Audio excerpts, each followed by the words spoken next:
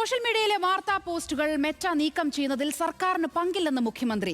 ആരോപണങ്ങൾ കേട്ടാൽ താൻ വലിയ സംഭവമാണെന്ന് തോന്നുമെന്നും തന്നെ അനുകൂലിച്ച പോസ്റ്റുകൾ പോലും മെറ്റ നീക്കിയിട്ടുണ്ടെന്നും മുഖ്യമന്ത്രി പ്രതികരിച്ചു. മാധ്യമങ്ങൾ പരാതി നൽകിയാൽ സർക്കാർ ഒപ്പം നിൽക്കുമെന്ന് മുഖ്യമന്ത്രി ഉറപ്പു നൽകി.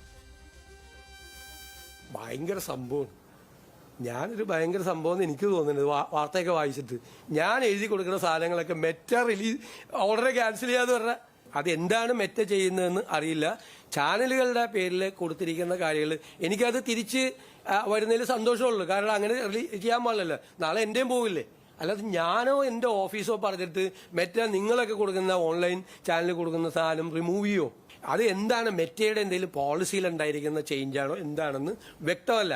അത് നിങ്ങൾ അത് തിരിച്ചു വയ്ക്കാൻ വേണ്ടിയിട്ട് നിങ്ങളുടെ ചാനലുകളിൽ നിന്ന് ഓൺലൈൻ മീഡിയയിൽ നിന്ന് റിമൂവ് ചെയ്തിട്ടുണ്ടെങ്കിൽ തിരിച്ചു കൊണ്ടുവരാൻ വേണ്ടിയിട്ടുള്ള ശ്രമങ്ങൾ നിങ്ങൾ നടത്തണം. അതിന്റെ കൂടെ സർക്കാർ ഉണ്ടാവും. സർക്കാർ വേണമെങ്കിൽ കത്തെഴുതാം.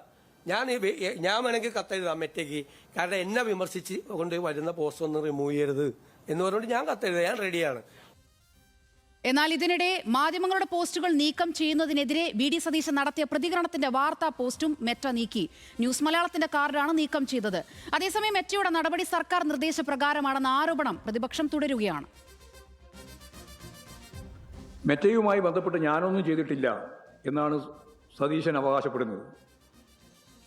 വി.ഡി. സതീശനും മോദിക്കുമെതിരെയുള്ള വാർത്തകൾ മാത്രം തിരഞ്ഞുപിടിച്ച് എങ്ങനെ ഒഴിവാക്കുന്നു എന്നതാണ് പ്രശ്നം. ബാക്കി എല്ലാ കാര്യങ്ങളും വരുന്നുണ്ട്. ഇത് മാത്രം എങ്ങനെയാണ് ഒഴിവായി പോകുന്നത്? വാർത്തകൾ മാത്രമല്ല, നൂറുകണക്കിന് പ്രൊഫൈലുകളും പേജുകളും അപ്രത്യക്ഷമാവുകയാണ്. അപ്പോൾ അഭിപ്രായ സ്വാതന്ത്ര്യത്തിന് നേരെ നടക്കുന്ന, മാധ്യമ സ്വാതന്ത്ര്യത്തിന് നേരെ നടക്കുന്ന വലിയ വെല്ലുവിളിയാണ്.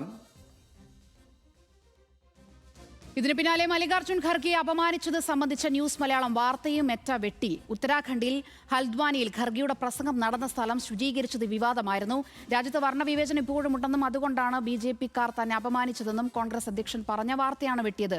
ദളിതനായതുകൊണ്ടാണ് താൻ അപമാനിക്കപ്പെട്ടത് എന്നായിരുന്നു ഖർഗെയുടെ പ്രതികരണം. അർജുൻ രാജുവിന്റെ വിവരങ്ങളുമായി. അർജുൻ, ഏറ്റവും ഒടുവിലായി നമ്മളിപ്പോൾ പറഞ്ഞതുപോലെ ഖർഗെയുടെ വാർത്തയും കൂടെ മെറ്റ നീക്കം ചെയ്തിരിക്കുകയാണ്.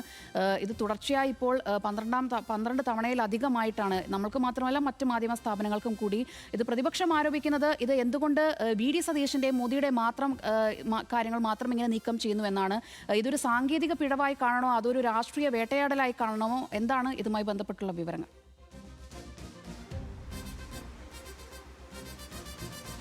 സോന, മെറ്റയുടെ നടപടിക്ക് ഏറ്റവും കൂടുതൽ വിധേയരാകുന്ന മാധ്യമങ്ങളിൽ ഒന്നാണ് ന്യൂസ് മലയാളം. കഴിഞ്ഞ 3 ദിവസമായി നമ്മൾ കൊടുക്കുന്ന പല വാർത്തകളും ഈ രീതിയിൽ ഇന്ത്യയിൽ നിന്ന് നീക്കം ചെയ്യപ്പെടുകയാണ്. ഏറ്റവും ഒടുവിൽ മല്ലികാർജ്ജുൻ ഖാർഗെയുമായി ബന്ധപ്പെട്ട വാർത്തയും സമാനമായി നീക്കം ചെയ്യുന്നുണ്ട്. ഇതിൽ സംസ്ഥാനത്ത് പ്രതിപക്ഷം ആരോപിക്കുന്നത് സംസ്ഥാന സർക്കാരിൻ്റെ കൂടി ഉത്തരവാദിത്തം ഇതിനകത്തുണ്ട്, അവർക്ക് പങ്കുണ്ട് എന്ന നിലയ്ക്കാണ് ഇന്നും പ്രതിപക്ഷം ഈ വിഷയത്തിൽ ആരോപണം ഉന്നയിക്കുന്നത്. അതിന് പ്രധാനപ്പെട്ട കാരണം മുഖ്യമന്ത്രിയുടെ അടുപ്പക്കാരനായിട്ടുള്ള ഒരു യൂത്ത് കോൺഗ്രസ് നേതാവ് MDMA കേസുമായി ബന്ധപ്പെട്ട് കഴിഞ്ഞ ദിവസം അറസ്റ്റിലായിരുന്നു. ആ കേസുമായി ബന്ധപ്പെട്ടിട്ടുള്ള വാർത്തകളാണ് ഇതിൽ ഏറ്റവും കൂടുതൽ. എല്ലാ മാധ്യമങ്ങളെയും പരിശോധിച്ചാലും ഏറ്റവും കൂടുതൽ ഇവിടെ നീക്കം ചെയ്യപ്പെട്ടിട്ടുള്ളത്. സമാനമായി ഈ വിഷയത്തിൽ പ്രതിപക്ഷ നേതാവ് പ്രതികരിച്ചത് കഴിഞ്ഞ ദിവസം നീക്കം ചെയ്യപ്പെട്ടു. ഇന്ന് ഈ വിഷയവുമായി ബന്ധപ്പെട്ട് മുഖ്യമന്ത്രി വി.ഡി. സതീശൻ സംസാരിച്ചതടക്കം നീക്കം ചെയ്യപ്പെടുന്നുണ്ട്. ഇത് രാജ്യവ്യാപകമായി നടക്കുന്ന കാര്യമാണ്. ഒരർത്ഥത്തിൽ ഇതിനകത്ത് സംസ്ഥാന സർക്കാരിന് എന്തെങ്കിലും ഇൻവോൾവ്മെന്റ് ഉണ്ടോ,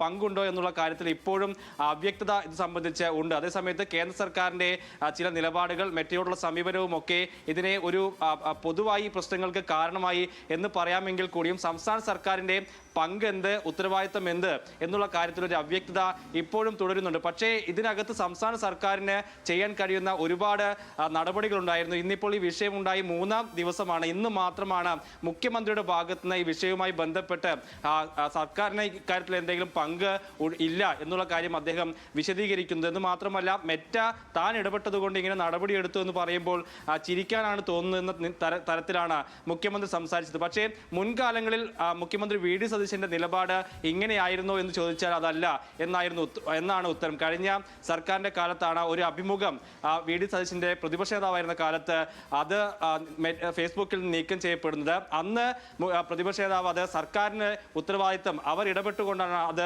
നീക്കം ചെയ്തത് എന്നുള്ള ആരോപണമാണ് ഉന്നയിച്ചത്. ഉന്നയിച്ചത്. സമാനമായിട്ടുള്ള ഒരു സാഹചര്യമാണ് ഇപ്പോൾ ഉള്ളത്. അത് പ്രതിപക്ഷം ആ രീതിയിൽ തന്നെ ഉയർത്തുകയും ചെയ്യുന്നു. പക്ഷേ സംസ്ഥാന സർക്കാരിന് ഇതിനകത്ത് ഇടപെടാൻ കഴിയുന്ന സാധ്യതകളുണ്ട്. ഒന്ന്, ഈ മെറ്റയുമായി ബന്ധപ്പെട്ട് അവർക്കൊരു കത്ത് അയക്കുക, ഇങ്ങനെയൊരു നടപടി സംസ്ഥാനത്ത് ഉണ്ട്, മാധ്യമങ്ങളെ വിലക്ക് ഏർപ്പെടുത്തുന്ന ഒരു ഡിജിറ്റൽ അടിയന്തരാവസ്ഥയ്ക്ക് സമാനമായിട്ടുള്ള സ്ഥിതിയുണ്ട്, അത് അനുവദിക്കാൻ കഴിയില്ല സംസ്ഥാന സർക്കാരിന്റെ ഭാഗത്തു നിന്നാണ് എന്ന് വിശദീകരിക്കാവുന്ന ഒരു സാധ്യത ഉണ്ട്. പക്ഷേ ഇന്ന് മുഖ്യമന്ത്രി പറഞ്ഞതുപോലും വേണമെങ്കിൽ ഞാൻ മെറ്റയ്ക്കൊരു കത്തയക്കാം എന്ന നിലയ്ക്ക് അതിനെ ലഘൂകരിക്കാൻ മുഖ്യമന്ത്രി ശ്രമിച്ചു എന്നുള്ളത് ശ്രദ്ധേയമാണ്. പ്രതിപക്ഷ നേതാവായിരുന്നപ്പോൾ എന്താണോ പറഞ്ഞത് ആ നിലപാട് അത്രയും കണിശമായി ഇന്ന് മുഖ്യമന്ത്രി പറയുന്നില്ല ഈ വിഷയത്തിൽ എന്നുള്ളതാണ് ഇതിന് അപകടകരമായി തോന്നുന്ന കാര്യം. അപ്പോൾ ചില മാധ്യമങ്ങൾക്കൊക്കെ വിലക്കേർപ്പെടുന്ന ഘട്ടത്തിലൊക്കെ വലിയ നിലപാടെടുക്കുന്ന ആളാണ് മുഖ്യമന്ത്രി. അങ്ങനെ ഉള്ള ഒരു ആൾ ഇങ്ങനെ സംസ്ഥാനത്ത് വ്യാപകമായി മാധ്യമങ്ങൾക്ക് നേരെ ഇത്തരത്തിലൊരു നടപടി എടുക്കുമ്പോൾ അതിന് കുറെ കൂടി ശക്തമായിട്ടുള്ള നിലപാട് എടുക്കേണ്ടതല്ലേ എന്നുള്ളൊരു ചോദ്യമാണ് ഉയരുന്നത്.